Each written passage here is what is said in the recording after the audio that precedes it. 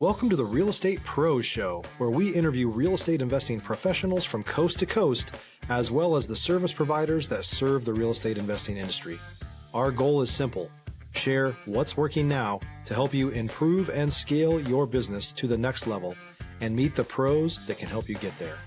Real Estate Pros is powered by Investor Fuel, America's leader in helping real estate investors and professionals build the business you need to live the life you've always dreamed of. Let's start today's show. Property insurance for real estate investors doesn't have to be difficult, but it does need to be there to protect you when you need it. MyInvestorInsurance.com not only provides insurance at 15 to 30% cheaper than traditional agencies, it's built specifically for real estate investors like you. You can set up an account in about 2 minutes, get quotes on properties, turn on and turn off insurance for your fix and flip or rental properties in around 2 minutes without having to talk to anyone directly, all through our portal. There's no better way or faster way to make sure you've got the coverage you need to protect you, and no more lengthy policies either. Once you're set up, you're billed monthly and prorated by the day for however long your policy is active. It's powered by MSI, the third largest independent MGA, with 1.5 million customers and more than $1 billion in cumulative premiums written. Get set up today in about 2 minutes at myinvestorinsurance.com/fuel. Hello and welcome to the Real Estate Pros podcast. I'm Mike Stansbury, and today we have Donald Torrance from Indiana. He's in the northwest part of Indiana, close to Chicago. Donald, how are you, sir? Doing great. How about yourself? I'm doing excellent, folks. We're going to get into Donald's story, get into his origin story, and he's got a lot of time under tension in the real estate world.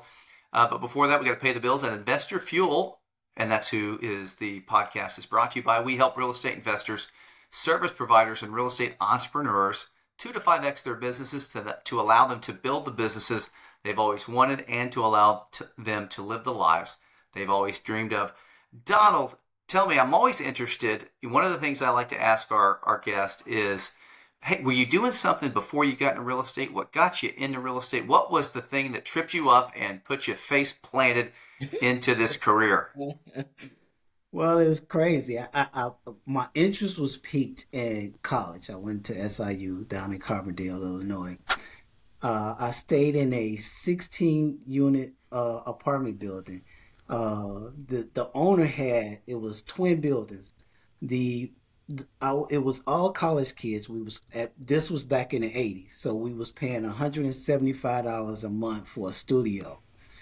We'll only see this guy when he come cut the grass.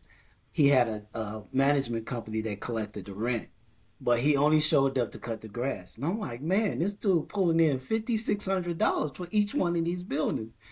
I said, he don't even do any work.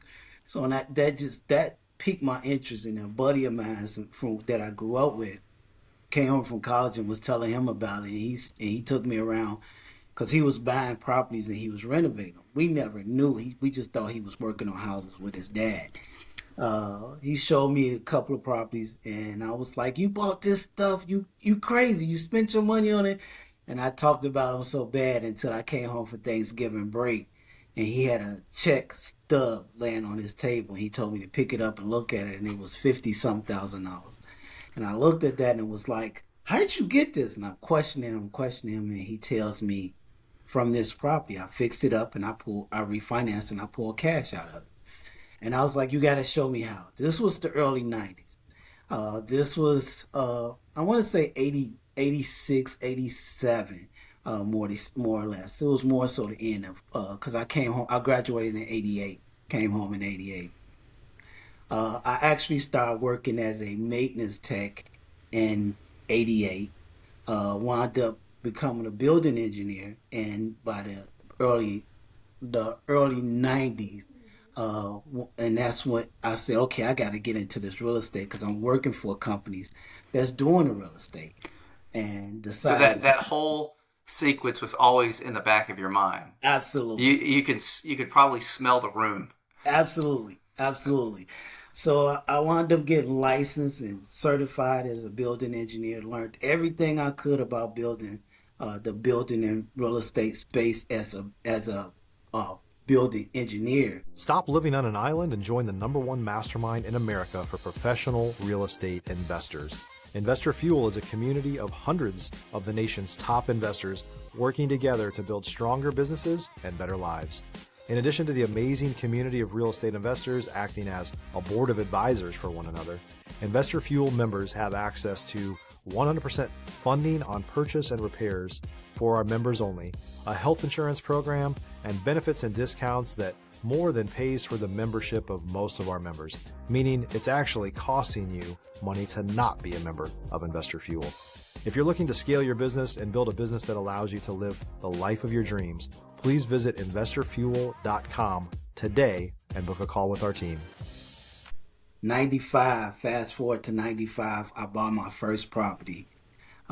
Six bedroom, 3-bath house, me and 2 other partners that I grew up with, and renovated that and pulled cash out of it and bought 3 more properties, renovated those 3, pulled more cash out. By the time it was all said and done, when I looked up, we had 137 rentals. And there you go. Wow. just like that. Yeah. So and that was all in the, that all transpired from 95 to 97, with all those different properties.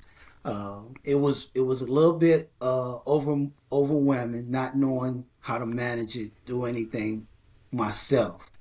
One of the partners decided he didn't want no part of it no more, and said, "You can have it all." Oh, wow. and just walked away. And the other one, we just parted ways on the last partner, and it was all left on me. So I had 137 rental properties for me to figure out what to do and how to manage them. And I was cheap. That was the worst thing that you can be in this industry, is to be cheap. Not hiring contractors, not want to write a check. I've learned to not ever do that again, because when places would break, something go wrong, I'm not paying a contractor. I know how to fix it. I'm gonna fix it myself. Right. So that was my big mistake that I made in my process. By 99, 12 properties in foreclosure. So I'm like, what I'm gonna do? And I was scared. Thought I was gonna, they was gonna come down, because the banks was calling, threatening, just making me just nervous about what all they can do. Didn't know no better. Met my attorney in 96 and met his mom, his mother-in-law in 95. She schooled me and told me, don't worry about stuff, and he came in and helped me. They helped me get out of that situation, which I'm forever thankful for. He's still my attorney to this day. I still use him. He still closes deals for me. So I've learned a lot during that process. Fast forward, I learned a lot about foreclosures in that process.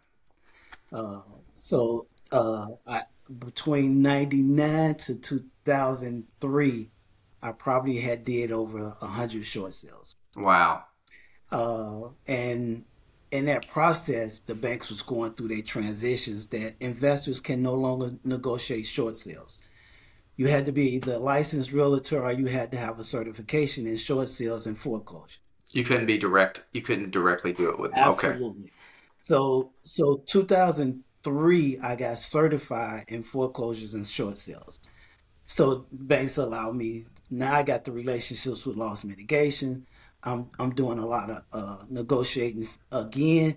By 2005, 2006, I'm probably 300, 400 short sales in.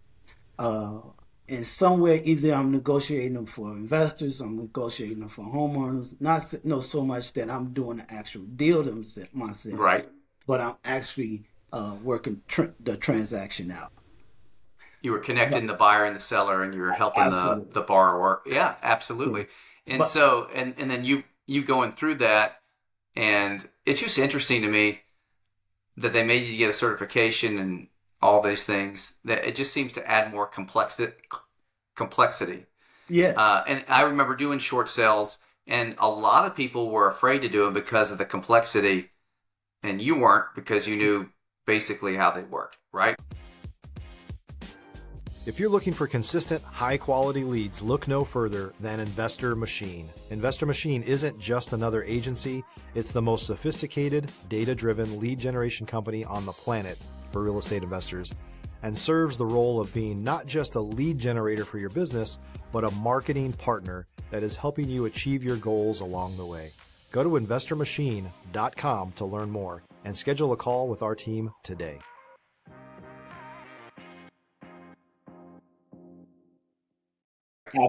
Absolutely. Right. And that's the key. That's what most people don't do. Now it's the key word now. Let's do a short sale. And most people say I did a short sale, but it didn't go through, or the banks didn't get back to me. You got to be that hamster on the wheel and make that wheel squeak for the banks to actually keep you afloat on what's going on with that transaction. If you don't, you won't know what's going on. Right. So you're constantly trying to push the buttons of the people that made decisions and said, hey, we got to get this deal done. And I remember the short sale thing. We definitely won some good profit margins by, they wanted 180. Here we got 80. Okay, we'll take it. And you're like, really? Yeah, we need to get this off our books. Yeah.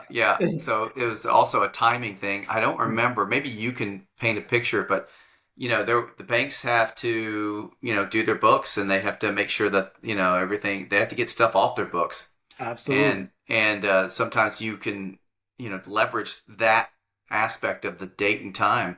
And I think that's what our guy did, is he was really good. It's like, hey, we don't even talk to him until, next month, Right. when the clock is really ticking. So, and they go through their audits mostly between the end of September, early October, all the way up until the end of November.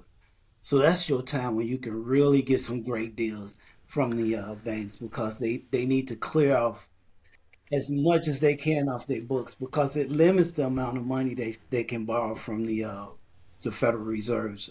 So in order for them to do that, they gotta get as much properties moved off of their books so they can get a higher borrow. so Donald, what is, because I don't see a lot in my market, but what is the short sale market look like today over there in your part of the world? Is it still something that's happening, but not at the same pace, or So what do you see happening in the near future? so Illinois is in the top rankings, top 10 rankings as far as the most foreclosures listed. Uh, and this year, I want to say last month, there was over, I forget the exact number, but there was thousands of foreclosures listed just for Illinois. So Illinois market is right up there. So and if you watch the foreclosures, they study creeping up. They study creeping up. With people losing their jobs, it's gonna get tremendously out of control. It probably the government gonna try to keep it from being another 2007. Hmm. I say 2007. People always say 2008. It started affecting 2007 Right. because I had properties that went on the market. I never forget the one property we had. We did a complete renovation, went on the market at 599. The realtor calls us probably 2 weeks after we on the market and said we need to do a price reduction. I said we ain't been on the market long. She said, yeah, but the values over here dropped. Nobody's really saying nothing. This is 2007. So the market tanked. So we dropped down to 469. We dropped from 469 to 369. She tells me we need to drop again to 299. And I said, forget that. I'm not doing that. I'm not dropping no more. I'm losing money. There's no way I'm dropping. I let the property go because it was just too much to keep dropping it. And I just didn't have the mindset, the people telling me or guiding me to say pivot, hold the property, keep it as a rental. And I think I didn't want to keep it as a rental because we just spent so much money on the renovation that I did not want to use it as a rental. Right. But if I knew what I know today, I would pivot. Yeah. Yes, you would have sit there. Yeah, but you've been you uniquely, and I think maybe you can color this a little bit. What you've been through a foreclosure process yourself. Have had property. Yeah, I think every good real estate investor has learned from a valley, and Mhm. but it wasn't the end, right? Because you're No, no. still in it. And If you're a new or newer real estate investor looking to launch or grow your real estate investing business, please check out Investor Fuel Club. It's a coaching community, but unlike anything you've ever seen before. And you can actually partner with members of our mastermind from coast to coast on deals right in your market. There's no better opportunity to build a consistent business than to literally partner with pros to help you avoid costly mistakes, avoid the need for capital to do deals, and help you eliminate your fears as you're starting your business. Learn more about Investor Fuel Club at investorfuel.com/club. And yeah, because a lot of people are, when they don't know what they don't know, what was what is the foreclosure for the borrower? Basically, I mean, it does hurt, right? Yeah, No doubt, absolutely. but you can come back from it. Absolutely. Absolutely. So, and one of the things that as an investor, your mind start figuring out, what else can I do besides going through that process? What else do I have at my disposal? So you start looking at all the different strategies that you have. It's like that, if you have a plumber that comes to your house and he only have a crescent wrench, he's only able to do one thing. But if that plumber has a truckload of tools, he has a way to fix any problem you may have in your house. So as an investor, you have to have those opportunities too, by having different strategies that you may have to actually use. Because if you get in trouble, you need to know what you need to do to pivot to get out of trouble. And most people don't. They just ride that wave until they sink. And you just need something else to pivot to get out of that situation when you start going into foreclosure, Yeah, multiple tools. or Yeah, feeling yourself going into any kind of hardship. yeah. And one of the things that I think you just articulated is, hardships come, valleys come, and it's important to have a plethora of tools and maybe a plethora of people. And have you ever been involved in any kind of networking group or real estate group or a Oh, mastermind that has helped you in your I travails? have. Yeah, I have. Let me go back to because I've did some coaching programs, Ron LeGrand, Russ Whitney's. The first one I ever did, I think everybody did, was Carlton Sheets. yeah, So I think I did all of those back in the 80s because I was still trying to figure out, I mean in the 90s, because I was still trying to figure out what what was it that I was doing because I didn't know. I was just buying properties and was putting tenants in it. That's all I knew. But when you start hearing people talk about different strategies, you start figuring out, oh, that's possible. Oh, so and to hear it in a group setting that each person may have a different strategy or a different technique, you learn from that. And then you might take what they just told you and say, now I can add to that. I have something else that I can do, or there's other opportunities for me. So you not you when that waves come, because it's a wave coming. I see it coming. So when that wave come, you can actually pivot to so you can survive it. right, Uh, because it's gonna be a lot of people that's not gonna survive what we got coming ahead of us. right, Uh, so and them not knowing our wholesalers. You think about the wholesalers, they might get more deals with what's coming on, but they only limited to trying to get a property for a low price. So outside of that low price, what are you going to do if the seller says, I need to sell, but I can't sell it at this price because I got a mortgage? What do you do then? yeah, They're not gonna have an answer for that seller. So you actually didn't do them any service. You right, just wasted their time for the most right. part. And this is where you think, especially coming up, the person that has that quiver that can do a short sale is a lot better equipped than a wholesaler because a wholesaler can't make it work if and they're not going to take the time to really sit with the owner and show them what their options are. But somebody with that's been through the short sale process is going to be able to do that. Absolutely. Because you're right, it is one of those things where if the wave comes, all those wholesalers will be looking for work to do unless they get that skill set. That's interesting. Yep. Yep. All right. So one of the things we talked about in the pre-show, because we always have folks just let you know how things are done. We usually talk beforehand. And one thing that's interesting about you, Donald, is you're actually helping kind of the least of these in your market. The folks that are maybe down on a luck, maybe homeless. Tell me how you're helping those folks in your market with real estate, with what you're currently doing. So we've transitioned all of our rentals to where we can actually provide rooms. So for some individuals, they want their own private rooms. We're doing room rentals or bed rentals.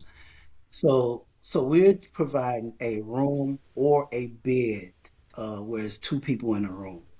Uh, the the the the benefit of this is that you get to manage your property and see what's going on a lot better than you do if you was doing traditional rentals.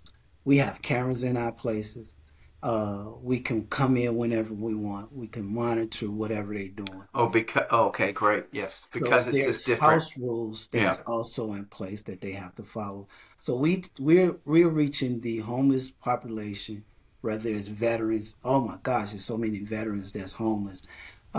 There's people that go through an eviction that just don't have a place to go because they family that is not local or their family is out in another state. So we're taking people of all walks of life, people who come home from prison that just don't have family that they can turn to, people coming from recovery. We're taking all of those individuals and giving them a place to stay. So and we base it off of if they do have to have some form of income, whether it's SSI, SSDI. Some of the non-for-profits like Catholic Charity or Salvation Armies will cover they a couple of months rent for them. And some people need to stay for a week. Some need to stay for a month. Some we have a couple of people that's been with us for a little over a year now. Wow.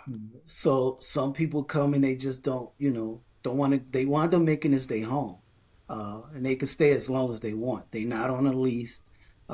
We do our documents that we have them sign actually gives them the right to leave whenever they want. Wow. So it's a much better area for them, and it's a controlled environment. And So they've it, got rules they've got to attend to in order to yeah, stay there as well. and they Right. have Yeah. chores. They have to keep the places clean.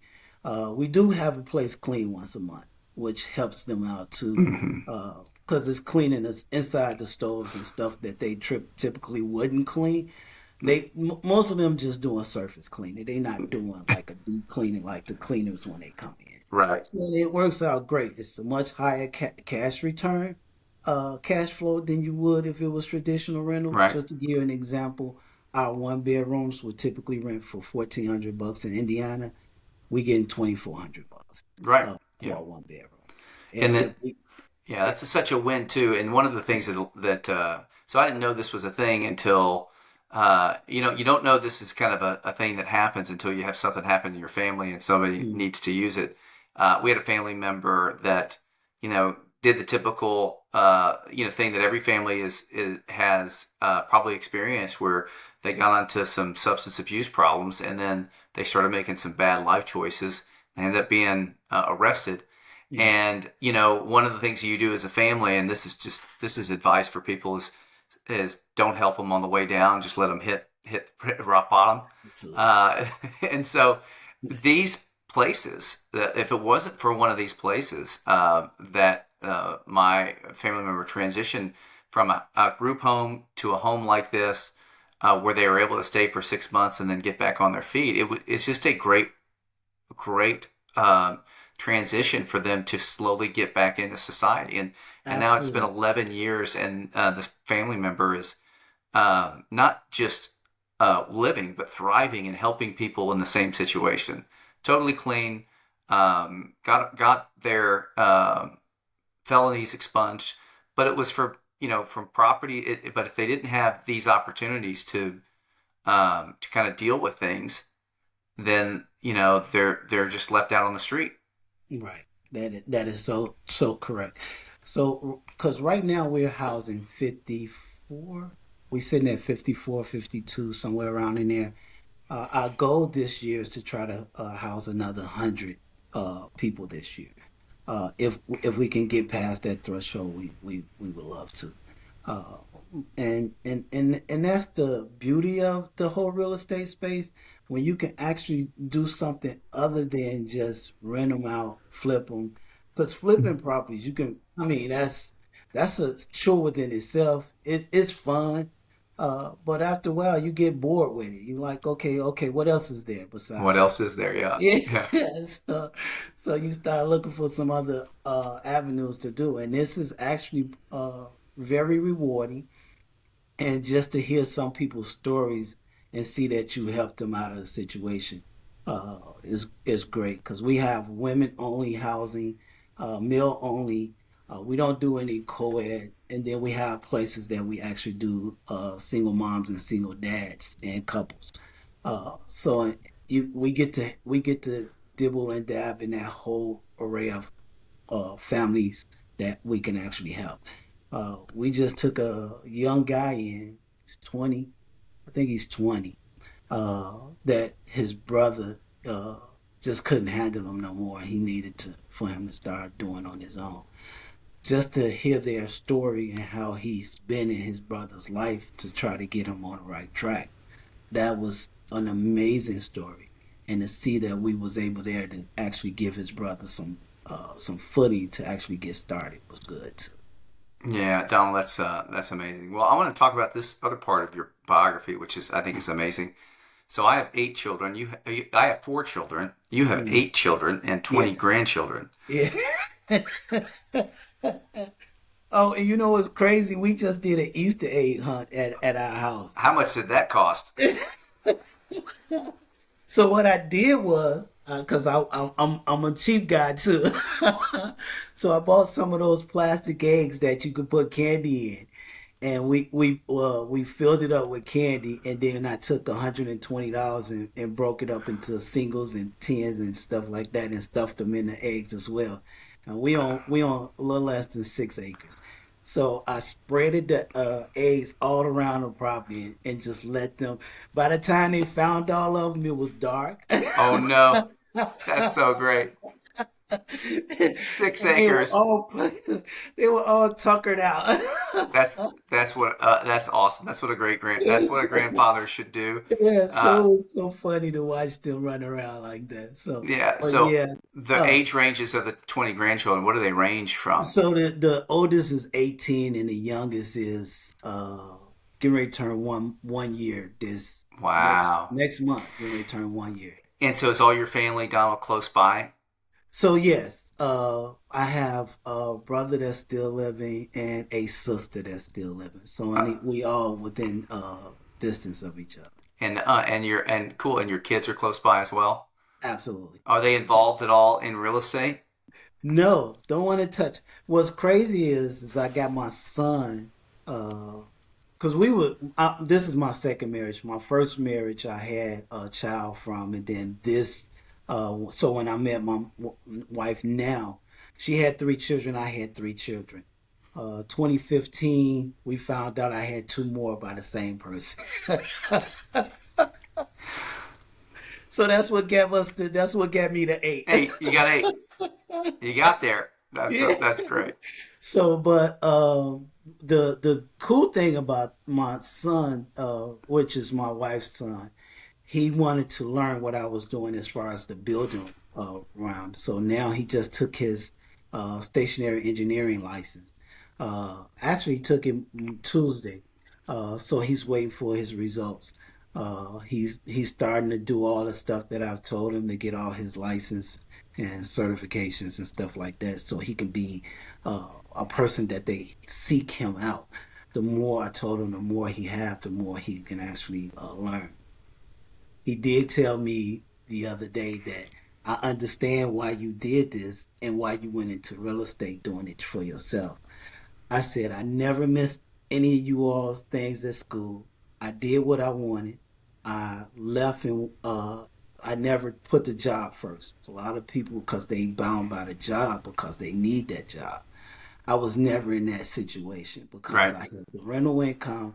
I had real estate that would actually sustain me even if I lost a job. So once you know you're not controlled like that, you get a lot more freedom. And so he's starting to see that now, and he's starting to start come around now and start asking questions about how to negotiate a deal. What if the deal is upside down? Can you still? Because he knows somebody who's got a property now, but they over leveraged. Right. And I was like, it's still a deal. I Right. said, once he gave me the numbers, I said, it's still a deal. As long as they willing to do something creative, if they willing to let you if they willing to hold the financing on it or leave a Right. mortgage in place, you can still make it work, Yes, but sir. they have to be willing to. So he's starting to open his ears up because he didn't hear me before. Yeah, isn't that amazing? A little experience and they'll go, oh, Yeah, maybe Dad had something that I need to yeah. check out.